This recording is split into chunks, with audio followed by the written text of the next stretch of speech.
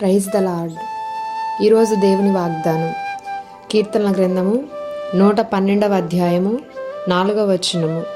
యథార్థవంతులకు చీకటిలో వెలుగు పుట్టును.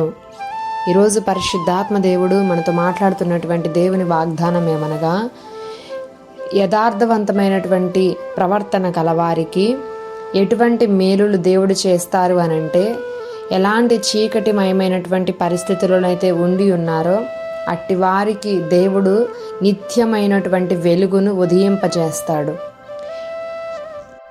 ఎందుకు అంత ఆశీర్వాదము అంటే, కేవలము అది వారి యథార్థ ప్రవర్తనలోనే ఆధారపడి ఉన్నది. అంతేకాకుండా వారు ఏ విధముగా, వారు ఎటువంటి హృదయము కలిగి ఉంటారు, ఏ విధంగా వారు ఉంటారు అని అంటే, కటాక్షము కలిగి వాత్సల్యతయు నీతియు గలవారుగా ఉంటారని దేవుని యొక్క వాగ్దానము సెలవిచ్చుచున్నది.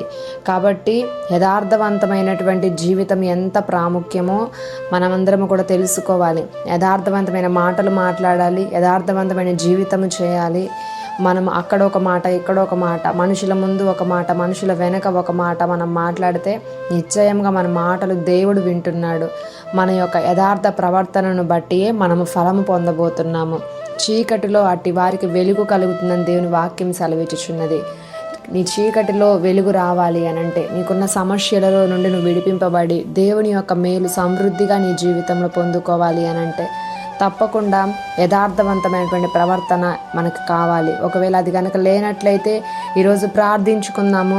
తప్పకుండా పరిశుద్ధాత్మ దేవుడే మనందరికీ అటువంటి యథార్థవంతమైన జీవితము దయచేయునుగాక. ఆమేన్.